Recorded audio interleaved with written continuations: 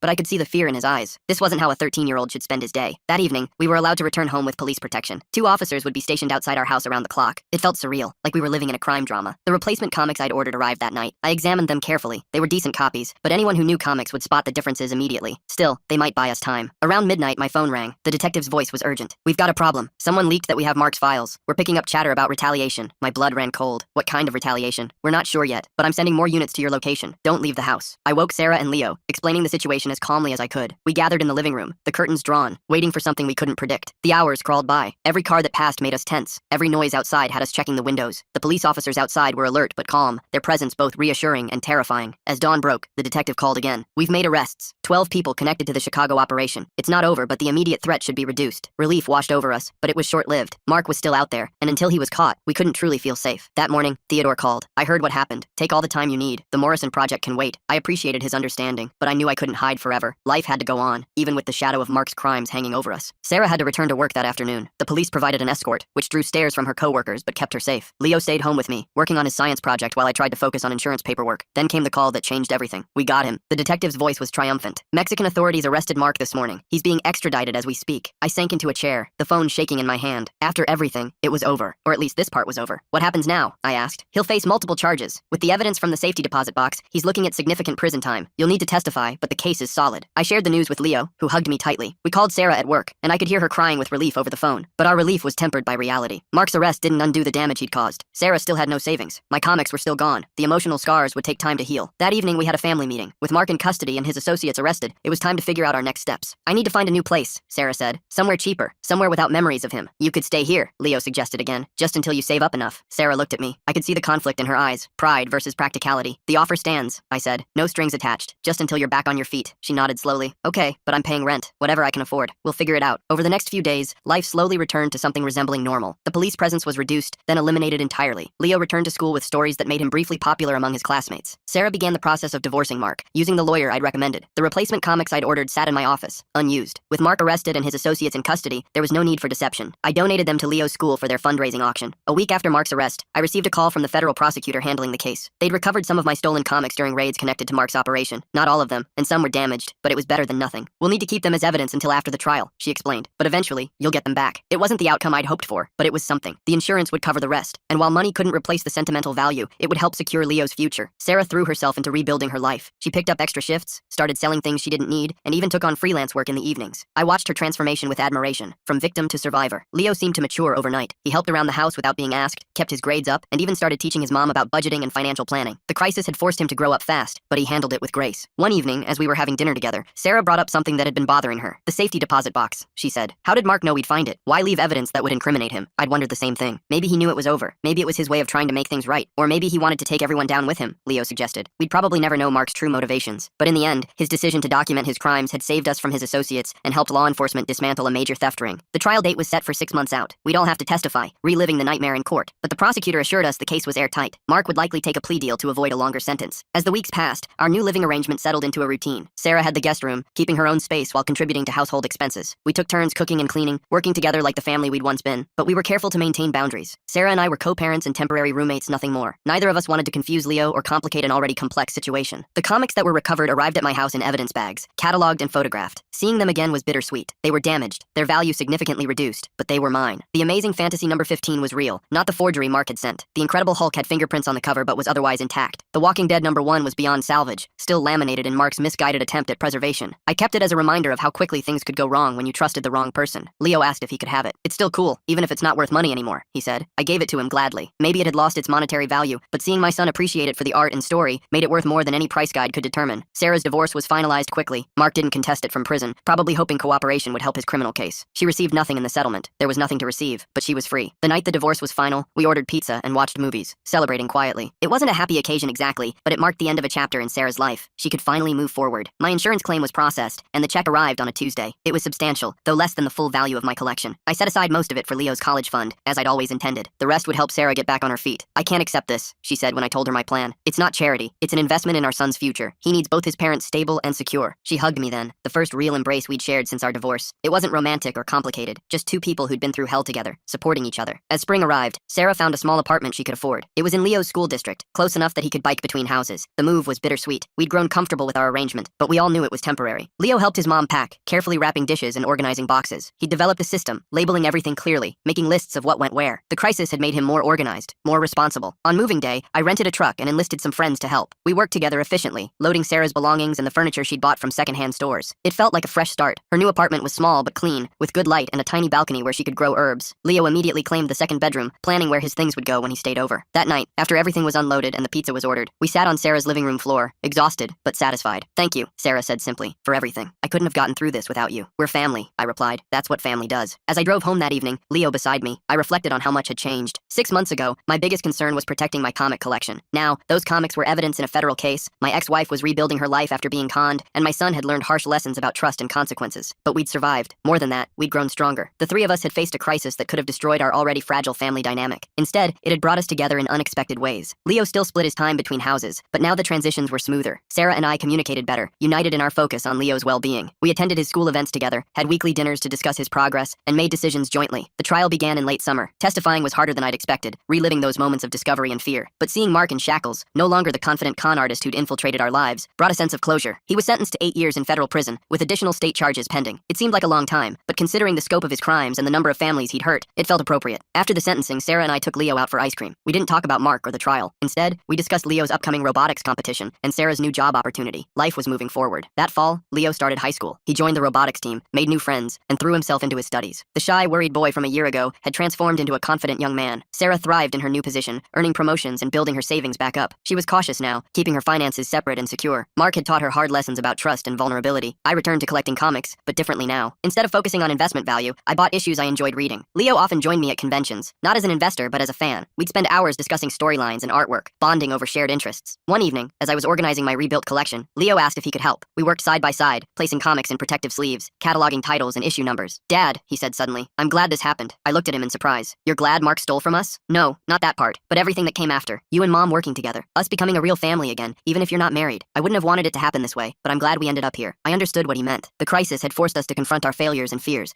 to support each other despite our history. We'd emerged not as a traditional family, but as something uniquely ours. As winter approached, Sarah mentioned she was dating someone new. She was taking it slow, having learned from her experience with Mark. I was genuinely happy for her. She deserved love and companionship after everything she'd endured. The man she was seeing was a teacher at Leo's school, someone with a stable job and no criminal connections. Leo approved, which mattered more than anything else. We'd all learned to be cautious, but not to let Mark's betrayal close us off from future possibilities. My comic collection, rebuilt and reorganized, sat in new display cases with better locks and security. But I no longer obsessed over their protection. They were just objects, valuable but not irreplaceable. What truly mattered, my family, our hard-won trust, our resilience, couldn't be stolen or destroyed. The insurance money and recovered comics had helped financially, but the real recovery was in our relationships. Sarah and I had found a way to be partners in parenting without being romantic partners. Leo had learned difficult lessons about trust and consequences, but emerged stronger and wiser. Mark's crimes had initially torn our family apart, but ultimately, they'd revealed our strength. We'd faced threats and fear, financial ruin and emotional trauma, but we'd faced them together, and that made all the difference. As I locked the display cases and turned off the lights in my office, I thought about the journey we'd taken. From that first moment of discovery, Mark stealing my comics, to where we stood now, it had been a painful but transformative experience. Tomorrow would bring new challenges. Sarah would continue rebuilding her life. Leo would face the trials of high school. I would balance work and fatherhood in my recovering collection, but we'd face those challenges with the knowledge that we'd survived worse and emerged stronger. The comics in their cases were no longer just investments for Leo's future. They were reminders of our resilience, symbols of what we'd overcome, and that, more than any price guide or grade, made them truly valuable.